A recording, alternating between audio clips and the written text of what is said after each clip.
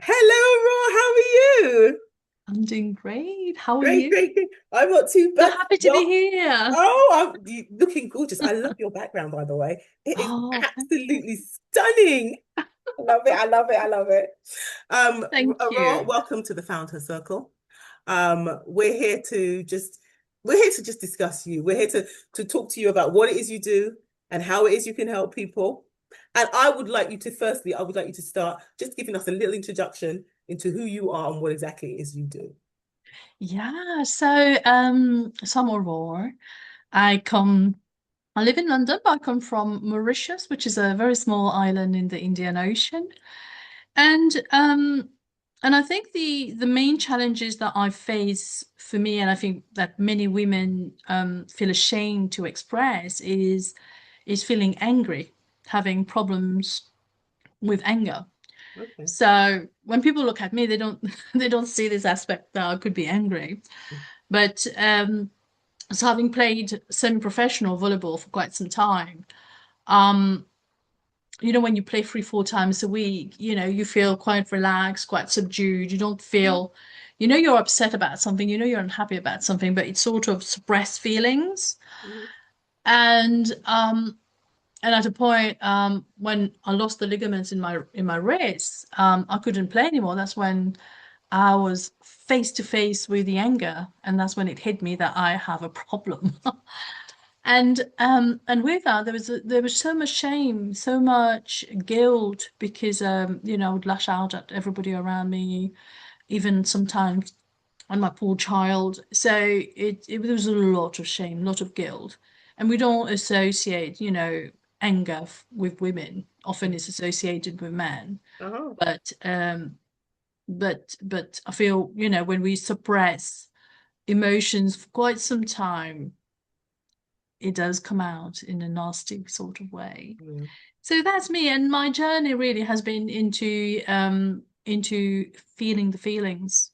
Hmm. I needed to understand, why do I feel that way? Why do I get triggered? Because sometimes I was very oblivious, uncaring, having no compassion, can be quite cold, as I'm an ex-avoidant. So um and I can choose now, to have compassion, to have empathy, but I also know that at times I can choose to shut it down, even though it's a lot less now. And for me, getting in touch with my own emotions and balancing the masculine and the feminine is just has been life-changing for me. And then to go on to do hypnotherapy, to look at, why do I feel like I can't open my heart? Hmm. Why do I feel I need to let people be at a distance from me? I can't let people in, Hmm. Hmm. right? There's at some point there was a part of me that was ashamed of that guilt, of that anger, because I didn't want them to see the real me, right? Because if they see the real me, they won't accept me, they won't like me. You Yeah. see, Yeah. so even though now I realize I go quite deep in conversation, the me before my healing journey was, just maintain basic conversation, and it Mhm. So it you it's mentioned hypnotherapy. So you offer hypnotherapy to I your am. clients? I am a hypnotherapist, a Hmm. relationship and a fertility coach, and I work primarily with the subconscious, because the subconscious it dictates 90 to 95% of your behavior. Hmm. So, if you get angry quite a bit, if you get upset quite a bit, all comes from that early conditioning, and is the subconscious. So once you start working with the root causes of the problem and you release them, you reframe them, it feels as if like a burden has been lifted off your Oh, yeah. shoulders. Yeah. Yeah, that's honestly what it feels And like. and so what do you find that your clients bring to your hypnotherapy sessions? What do they bring? What They kind of bring things? quite a lot of things. I mean, surprisingly, I've had quite a bit of client who come to me suffering from severe social anxiety. Oh. Yeah. And and and it comes from being bullied, Oh. primarily Yeah. being bullied from family members and from in school, Hmm. for the majority of them, and that emotional neglect. Yeah. that sort of critical voice that always runs in their mind.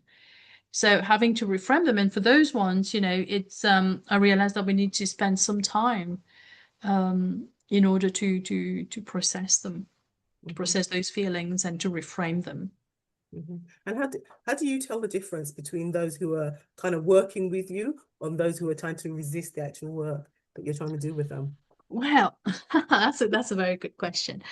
Um, Over the time, I've become very selective with who I Mhm. work with. Oh, Because when we go into hypnotherapy, usually it's people who've done a lot of journaling, a lot of work, a lot of internal processes, who yeah. know that they have a particular sort of problem, but they seem to repeat the pattern, so the pattern Hmm. is not broken. And so I would ask them, first of all, are you open to hypnotherapy? Are you open to be, how motivated are you to getting the results? Because results can come very quickly, but it really depends how open you are. Like I had a client a month or so ago, and he came to me. He said to me, "I work primarily with women, but he is a man." He came to me, and I said, "Okay, well, I help." And he was very, very open. And within 3 weeks, he started having amazing results, right? And but I did say to him, if you're not open to it, one, it will take either a longer period of time, or you might not see the result you're wanting to see. Because I had a client before that, a male client as well. And that's when I realized I just need to be a bit more selective, because he would tiptoe in and out, in and out. He wasn't very sure whether that was for him. But he didn't get the amazing results that most of my other clients get. And that's when I realized, well, I really have to be more selective in who I work with. Hmm. Um, because the more you allow yourself, because we're shifting energy, right? We're Yeah. shifting identity, we're shifting energy, and it's a deep work. Hmm. Hmm. So you have to be open to it. And what I've done since this person, I've changed the way that I do my work. So I don't do sessions. I do a minimum of month program, unless it's one particular thing that Okay. they're wanting to sort out. Okay. It's different, but mostly it would be the month program, because then I get people who are really committed. Yeah. And if you're not committed, then this is not for you. So how do you, when a client comes to you and says their actual goal, that's not the problem. How do you figure it out for them, what it is the problem? And So yeah, so that's fascinating. So in our world, when I ask people question, and I get them to fill a form. So when they Mhm. fill the form, they will come up with various sort of topics, and some of them would say, "Oh, do you know, I have a problem with this, but I also have a problem with that." Then I ask them, just imagine this is a magic wand, and if there's one wish that I could grant you, what would it be? Mhm. So very often that's the answer, Okay. right? Okay. That one Oh wish. wow. So, and then they get to, oh, that's what I want. And then it sort of ticks in. They get to understand themselves into Mm. what is it that I want from the session. Okay. What is your process? Because you did mention that you get them to fill in the form at the beginning. So what is your process of your hypnotherapy? What is your Yes. actual process? So the process would be like the common. Usually, I do a webinar, or I do in-person networking, and they contact me, and we have a chat to see whether it's a good fit for both of us, whether Mhm. I can help, of course. Yes, absolutely. And let's say they agree, then I send them a form to fill in, and a couple of admin form, and then they come back to me. We set, because my sessions are about 2 to 3 hours long, so it can be Okay. quite long. And I split it into two, so that the first part is the 30 to 45 minutes. We get to talk, we get to really understand, from like you and me talking over Yeah, Zoom, to yeah, really yeah. consciously Hmm. understand what's happening, what's been the various challenges that they face. And from them, because when we do the RTT hypnotherapy, we're not just looking at the past, we're not reframing the past, but we're also looking, where do you want to be? Okay. Because in Thank you. that process, we're putting in new neural pathway. Yeah. And the new neural pathway is just so important, because we need to be in a position to say, okay, our brain is working for us. Hmm. We are not working for our brain. So we need to be able to give the right instruction to the brain so that it gets us what we really want. So, when you talk about manifesting, they will tell you, you have to sort of ignore the reality, and you really have to put yourself in where you want to be. Hmm. So I get to prepare a recording, um, that they have to listen for at least 3 weeks, um, so that I get all the information in that first contact, where we Okay. get to understand the concern and where they want to see themselves. Let's say 3 months from now, a month from now, Hmm. 6 months from now. And once that process is done, then on that day we schedule the actual RTT session, which is about 2 hour long. The first Yeah. one is it's about 2.5 hour long. And in that process, I would normally ask, have you got anything you want to clarify, you want to Yeah. add, you want to remove, blah blah. And then we go in. But whilst in trance, they're fully in control from beginning to the end. They can open their Okay. eyes, even though I don't recommend it. You can open your eyes. You will answer me. Excuse me, you'll answer me. I'll ask you a question. You'll answer me. Some people would have images. Some people will not. We don't have images that they can recall. They'll go back to being 6 months old or being in their mom's belly. Those kind of things. And the important process here is to reframe, because with every belief that we have a story behind it. Hmm. Hmm. Like the emotions would last for a good 90 seconds, but the brain latches onto the emotions. So, and it keeps that each time it comes back with a memory, with that story, it's sort of reliving the emotion again and again and again. Hmm. That what creates an identity for you, and eventually what sort of things limit you. Because when you're at state, like you're scared of, let's say public speaking, for Yeah. instance. You're scared of public speaking. Oh my goodness, you just there's that fear. Perhaps you were little, you were asked to sing in front of people, Yeah. you were not, all eyes on me. Oh my Yeah. goodness. But it's a story that one, your body latches onto, but once the mind releases, the body has to follow. It has Hmm. no choice. It has no choice but to release. So Okay. it releases.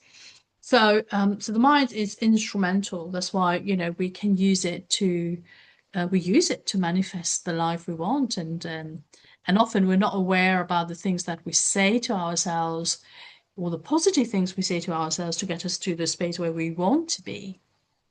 Right? Hmm. It's very much a matter of, is definitely or what would people think. Hmm. uh one of the simple languages, somebody's asking how are you, like I Yeah. would say I'm great, I'm doing Yeah. good. My vocabulary would not be, oh, I'm not too bad. Yeah. So I refuse to use the word It's bad. good. Yeah. Yeah. Pages, I'm being more and more aware, how do I respond? Yeah. Yeah. You see, as those narratives are very, very, very important, in my own internal dialogue. Hmm. And also, with some people that I meet, do I feel comfortable to say, oh, please don't say that, or it's best to Yeah. use different words, because So have we reinforce things, unknowing, unbeknown Mhm. to us. Mhm. And have you ever had a client who it didn't work for? Who they felt like it didn't work for the hypnotherapy? Yes, it was that particular client, because he was in and out, in and out. And then the saddest thing is that during the hypnotherapy session, the wife comes in. Oh dear. She Oh, just walks in and started speaking to him. And I was thinking, oh dear. Oh, what would be a yeah, so it didn't work out for him. And I was Mhm. very sad, because it's an investment, but it shows to you, how do I set boundary to Yeah. myself? I am needing to work on myself, Mhm. and I'm needing private time, my own space. Is it being respected? No, Exactly. it is not. So that's one case where it really didn't. I don't feel I had the result that I It wanted. wasn't. Yeah. I was not very happy.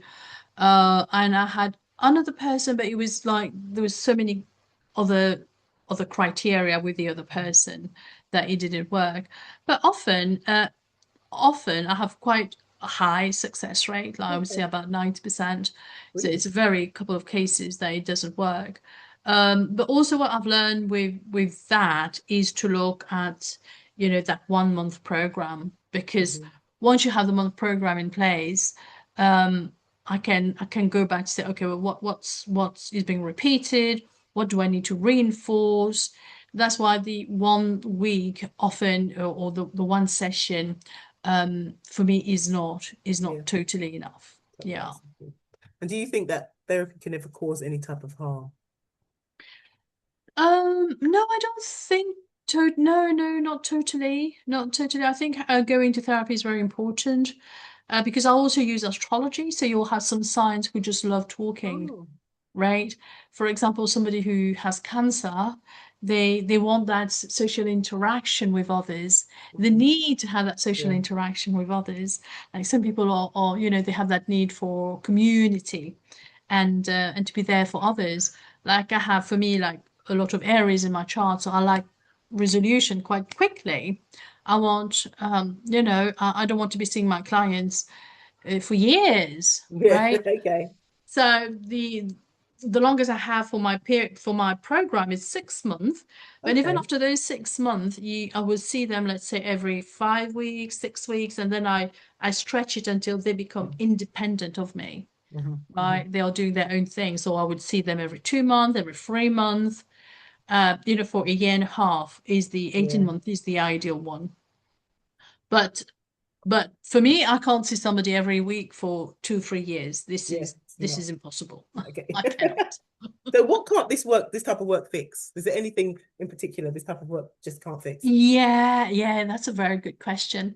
So, it's fascinating, because I had an elderly lady who came to me for severe headache. Okay. I said to her, I don't know if it's going to work. I'm happy to try. I'm Hmm. happy to experiment. And funny enough, it was gone, 80% gone, right? And she was very elderly, right? But if somebody came to me with terminal cancer, Hmm. um, or some other form of illnesses where there's no cure, then hypnotherapy can have some element of relief, but it can't really cure. No, no. So it's important to recognize that. But then again, I'm super optimistic. Yeah. I'm so optimistic. I said, um, you know, what can you guide your You brain need to, yeah, exactly. and God to do? Because nothing is impossible. Really, Absolutely. nothing is. So Absolutely. yeah, so I would say those ones, but I would also say, having total faith. Hmm. Absolutely. And what has changed in your practice since you actually started? What do you think has changed? Um, Gosh, I think my intuition has got so much better. Oh, really? Yes, I love that. I really, really love that. And I get to, as a projector, I get to choose where I put my energy, right? Again, being selective, who I work with, who I don't work with. It's got me to set my own boundaries, Hmm. with clients, and it's got me to, and also I'm learning like now about shame, which I want to incorporate with the clients I That work comes with. straight into my next question. I was going to say, what do you do now that you didn't before you Ah, started? yes, yes. So yeah, learning, constant Yeah. learning. The next one I have is understanding trauma. Hmm. And the other one I don't like naming or labeling like ADHD and things like that, but because for me it's a sign like somebody has got more air in their chart. Hmm. Um, but understanding them. right? Understanding how different brain function. Like somebody who has more earth, they need that element of groundedness. They take it a bit slower. Mhm. Somebody with more fire in their chart, they just want to get excited and go, go, go. Somebody, I like the not labeling because I worked in secondary school for a long time and I hated that we labeled our children they're autistic, they're ADHD. yeah, It was putting them in a box. And it yeah, was saying you yeah. had to treat that person a certain way because they were in that box. And so, Exactly. For me, these are gifts, yeah. right? If you look at I don't know how long that was, about 10 years ago, 12 years ago, there was somebody, a guy who they label autistic, but he did an amazing replica of London Bridge, Hmm. and it was just beautiful, and the Oh, amount of sure, he drew details in it. it, Yeah. it was unbelievable. So that's a gift. I wouldn't label that as, negative. That's why when we go, when we look at, self-healing, we look at how do I accept myself? Hmm. Because when you accept yourself, you know your gifts, you know what you like, you know what you do not like, you know what you need. Hmm. And once you know all of that, you can express them, Yeah. Yeah. right? Absolutely. Those who are happy to be in your environment will be happy, Hmm. but you also know who is not your friend. Hmm. And you let them go because you will let them go because they are not for your highest good. Hmm. And if they are not for your highest good, then there's no that emotional attachment to keeping them in your circle. It doesn't drain your energy. Hmm. So that's very important, yeah. So what's next for Aurora therapy? Where is it going? How's it going to continue? Oh, well, I'm really wanting to do some in-person event. Hmm. Hmm. In-person event looking at working more with the feminine and the masculine embodiment, which I Lovely. absolutely love. Hmm. And once women hit our 30s, 40s, Hmm. especially mid 30s, there's a need to come back to the self. And I'm seeing it a lot more with younger women as well. Hmm. I'm really wanting to heal, to get better, to be better. Hmm. And they are also more open to healing, Hmm. which I think is absolutely fabulous. Yeah. Well, Aurora, thank you so much for talking to us today. Oh, It was pleasure. fantastic to talk to you. And if the ladies who are part of the Banter Circle would like to talk to you and like to do some work with you, where can they get you? Well, they can go on my website, www.oralstherapy.com. I don't know if you can see it here. It's just Uh-huh. there. They can contact me on Instagram, Oral's Therapy, LinkedIn, Oral Profumo, as well. But send me an email on my website. You can easily send me an email, and I'll be more than happy to get in touch with you. Happy to connect. Well, Thank you. Aurora, thanks for coming and you Oh, take care. Bye for now. thank you so much for having me. Take care. Bye, Bye bye. everyone.